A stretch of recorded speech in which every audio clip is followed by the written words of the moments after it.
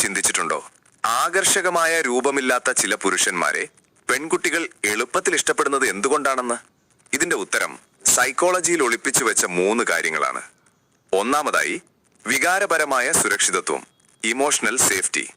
സ്ത്രീകൾ ഒരു പുരുഷനിൽ തേടുന്നത് പ്രശ്നങ്ങൾ പരിഹരിക്കുന്നയാളെയല്ല, വികാരങ്ങളെ സ്വീകരിക്കുന്നയാളെയാണ്. അവരുടെ ദുഃഖങ്ങളോ സങ്കടങ്ങളോ വികാരഭരിതമായ നിമിഷങ്ങളോ വിധിക്കാതെ, അതായത് നോൺ ജഡ്ജ്മെന്റലായി കേൾക്കാനുള്ള മനസ്സ്, ഇതാണ് പെൺകുട്ടികളെ അടുപ്പിക്കുന്ന ആദ്യത്തെ കാന്തം.